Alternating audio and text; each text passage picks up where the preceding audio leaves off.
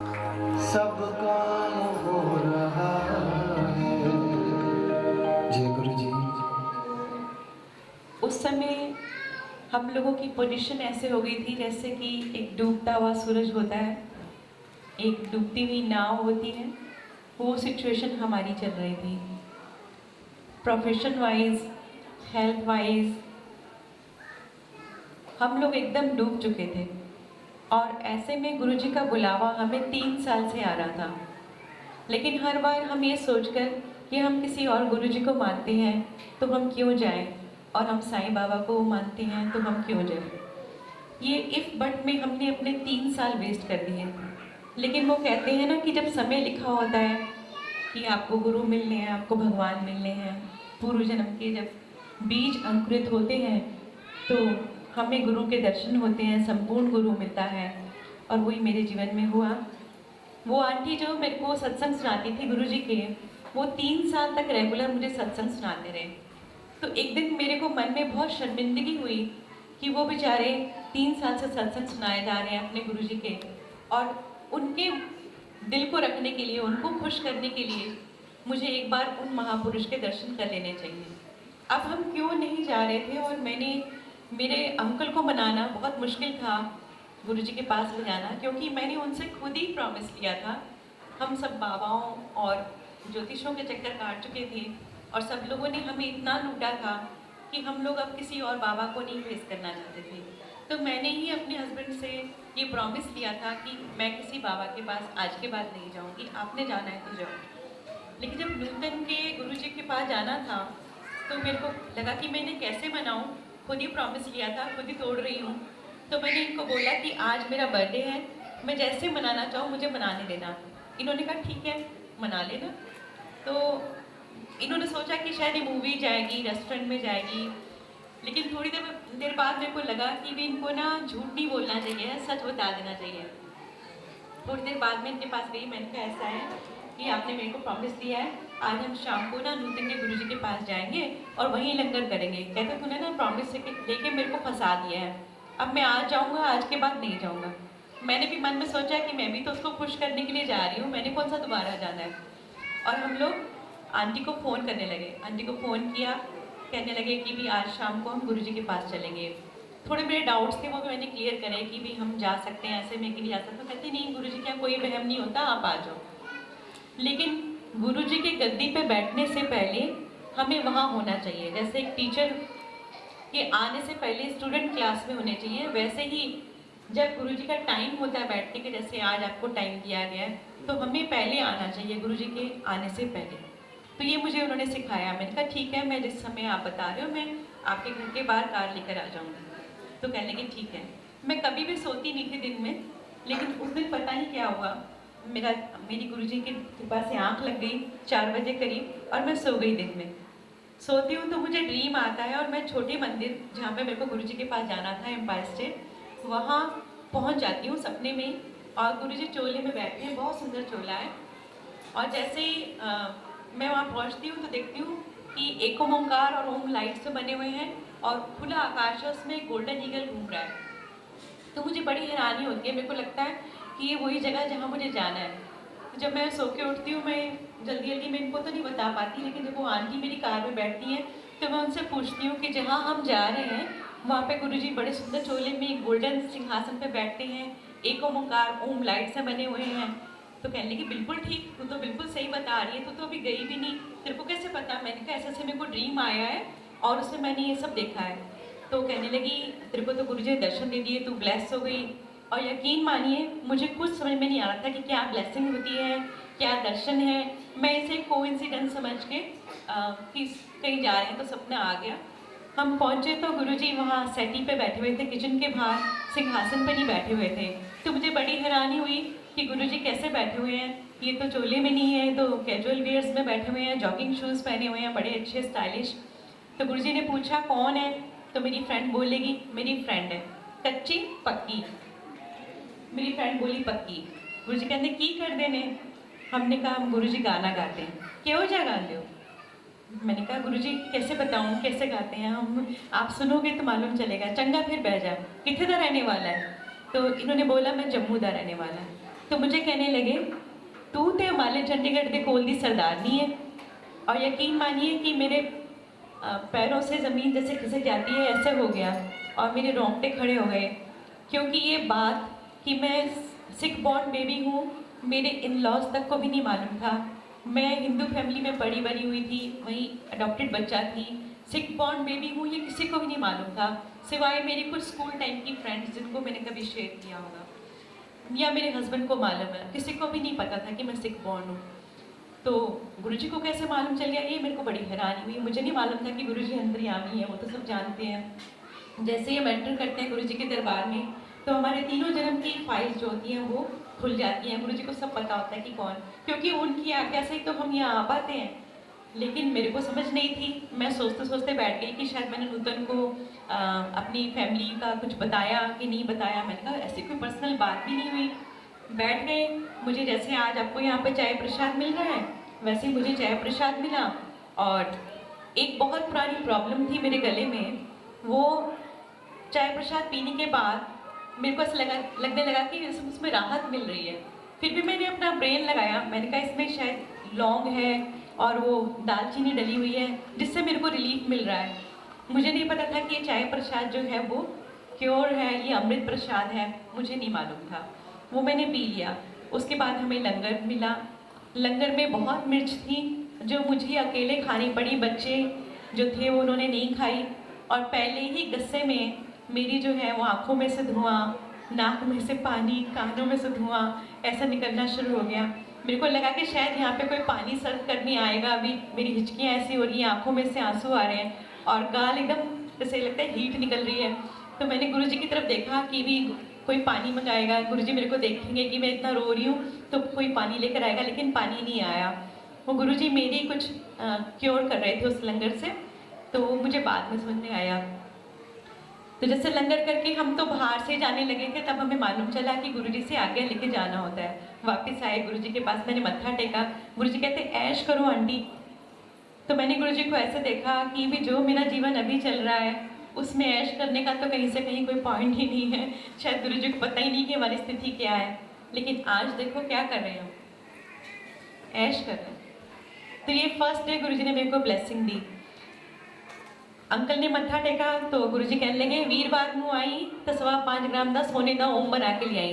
Uncle ने मेरी तरफ देखा, मैंने अंकल की तरफ देखा। हमने कहा लोग ये तो फिर से लुट गए हम, जैसे और बाबा लेते थे वैसे ही। फिर हमने सोचा रास्ते फिर हम बात करते चले गए कि भी सोने का ओम सारे संगत से लेते होंगे, अच्छा तभी लंगर चल रहे हैं, सुंदर सुंदर चोले पहन के बैठे हैं, है ना। तो वो एक नेगेटिविटी हम लोगों के दिमाग में थी, वो हम घर लेकर गए।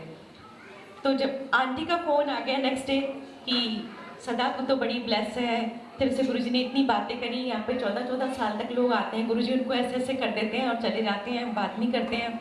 तो मैंने कहा मुझे तो कुछ समझ में नहीं आ रही तो क्या बोल रही है, लेकिन हमारे घर में तो कलेश पड़ा है, हम नहीं जाएंगे दोबारा। कहने लगी पागल है, तेरे को गुरुजी ने इतनी अच्छी ब्लेसिंग दी है, तेरे को जाना है। मैं परेशान, मैंने कहा अच्छा चलो कहीं मन में कोई वहम ना रह जाए, पर पहले ही हमारे इतने पुराने मतलब सब काम नहीं हो रहे हैं, वहम है। तो अगर ये सोने का ओम नहीं बनाया तो हमारा और कहीं कुछ बुरा ना हो जाए, ऐसा वहम मतलब दूर करने के लिए हमने सोने का ओम बनाया लड़ते झगड़ते, और गुरुजी के पास पहुंचे नेक्स्ट थर्सडे। गुरुजी को हर चीज़ याद रहती थी कि किससे उन्होंने क्या बात करी है। वो अंतर्यामी थे, जैसे हजारों बाल होते हैं ना सर में और हमें नहीं पता होता कितने हैं, लेकिन एक भी बाल खिंचता तो हमारे सर में दर्द होती है ना। ऐसे गुरुजी हैं, उनको हर संगत की पता होती है, घट घट के पट पट के जाने। तो जैसे हम पहुंचे तो गुरुजी ने बोला ले आए, तो हमने कहा हाँ जी गुरुजी। हमने बड़े उदास मन से गुरुजी को ना वो सोने का ओम निकाल के दिया। तो गुरुजी ने हाथ में लिया, हम भी देखते रहे कि गुरुजी मतलब रख लेंगे इसको अपने पास। तो गुरुजी ने इनकी डेट ऑफ बर्थ पूछी और कहने लगे मंडे को ना काले धागे विच एनू गले विच पा ली। हमने एक दूसरे को देखा, एकदम राहत की सांस ली, अरे ये तो हमें वापस मिल गया। तो हमें लगा कि गुरुजी वैसे बाबा नहीं है जो मतलब सबसे ऐसे लेते होंगे। तो मेरे को लगा कि ये सिंगर हैं तो इसलिए इनको गुरुजी ने ब्लेस करके ओम दिया है कि नज़र वज़र ना लगे, इससे कुछ मुझे नहीं पता था कि ये क्या ब्लेसिंग है। तो मैंने गुरुजी को बोला गुरुजी मेरे वास्ते, कि शायद गुरुजी को ये नहीं पता कि मैं भी गाती हूँ। तो मैंने बोला गुरुजी मेरे वास्ते भी दे दो ब्लेस करके। तो गुरु जी कहने लगे ਤੁਹਾਡਾ ਇੱਕੋ कनेक्शन हैगा। तो मैंने मन में बुड़बुड़ किया, मैंने कहा देखो श्रद्धा से तो मैं लेकर आई हूँ इनको, और मैं आई हूँ और ये तो मानते भी नहीं है और इनको दे दिया। लेकिन वो क्या थी गुरु जी की लीला, ये तो वही जाने, वो परमात्मा उनको बताया कि भी क्या करना है क्या नहीं करना। तो ये हमारी सेकंड मीटिंग गुरु जी से थी। और मैं आपको एक छोटा सा सत्संग तो मेरे साथ तो गुरु जी ने बहुत सारी लीलाएं करी हैं, लेकिन चाय प्रसाद का मैं बताती हूँ। शरद पवार जी एक बार आए गुरु जी के पास, उनको पैरालिसिस हो गया था और चाय प्रसाद उनको सर्व की गई, तो उन्होंने मना कर दिया कि मैं नहीं पी सकता। फिर बहुत इंसिस्ट करने पर उन्होंने आधी चाय प्रसाद ली और आधी छोड़ दी। तो उनका आधा फेस तो ठीक हो गया, आधा ठीक नहीं हुआ। उन्होंने गुरु जी को फ़ोन करवाया कि भी गुरु जी को बोलो कि मेरा आधा फेस ठीक हो गया, आधा नहीं हुआ। तो गुरु जी ने कहा जी उस दिन वो पूरी चाय पी लेंदा चाय प्रसाद, तो उसका पूरा फेस ठीक हो जाना सी, लेकिन उसने अपनी आधी ब्लेसिंग छोड़ दी तो आधा ही हुआ। इसलिए मेरा आपसे ये हाथ जोड़कर विनती है कि जो भी आपको यहाँ प्रसाद मिलेगा, लंगर प्रसाद भी, अगर आप नहीं खा सकते हैं तो किसी के साथ शेयर कर लें, उसको प्लेट में नहीं छोड़ें, चाय प्रसाद की बूंद ना छोड़ें एक भी, ये आपकी ब्लेसिंग है। क्योंकि यहाँ गुरु जी विद्यमान है, ये चाय नहीं है, ये चाय प्रसाद है। चाहे 100 होते खाए, गया गया गल मुक्ति नाही, चाहे 100 पिंड पढ़ाए, मके गया गल मुक्ति नाही, चाहे 100 जुमे पढ़ाए, बुले शागल तायूं मुक्ति,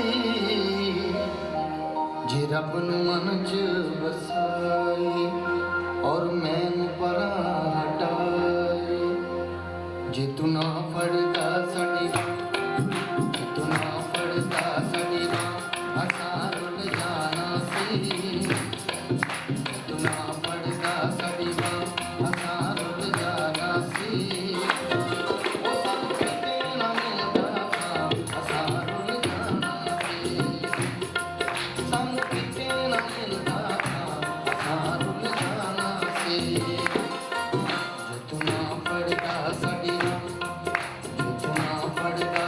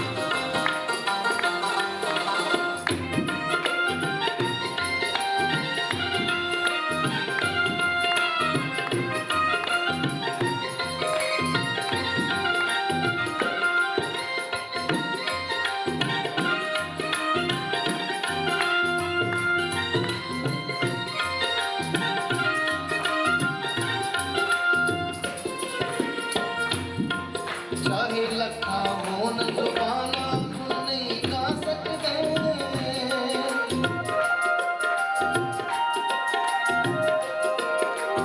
चाहे लखा होन जुबाना गुण नहीं गा सकते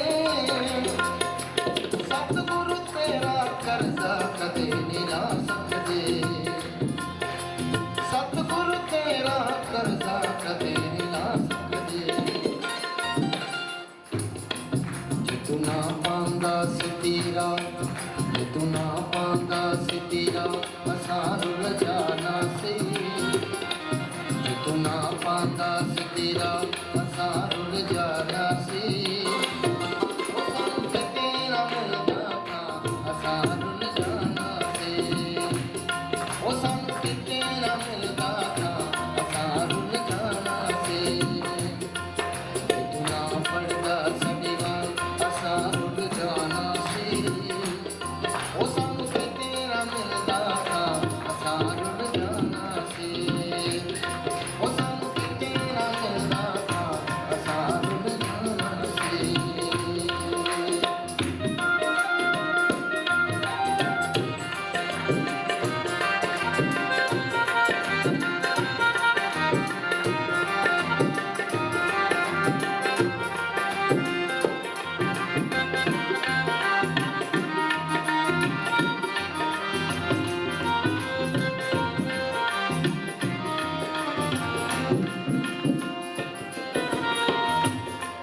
कई जन्म हुए बर्बाद तरसता मिलिया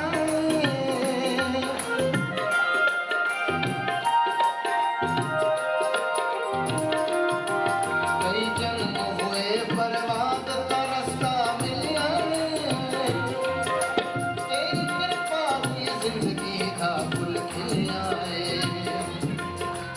तेरी कृपा की जिंदगी का फूल खिल आए जितना गेंदा ठंडी छा जितना गेंदा ठंडी छा असार रजाना से जितना गेंदा ठंडी छा असार रजाना से वो संत तेरा मिलता था असार रजाना से वो संत तेरा मिलता था असार रजाना से जितना पड़गा सड़ेगा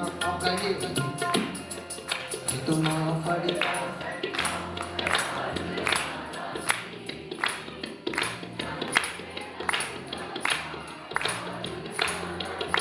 वो संत तेरा मिलता था असार रजाना से वो संत तेरा मिलता था असार रजाना से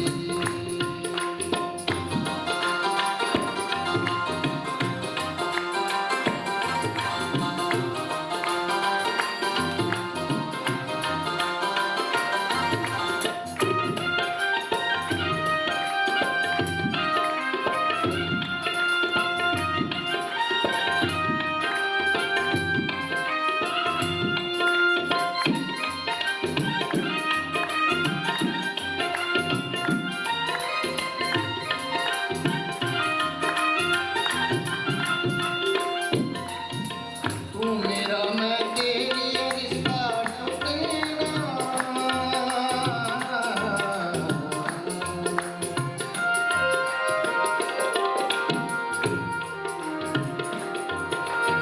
तू मेरा मैं तेरी ये रिश्ता टूटेगा रुस जाए जग सारा तेरा दर छुटेगा रुस जाए जग सारा तेरा दर छुटेगा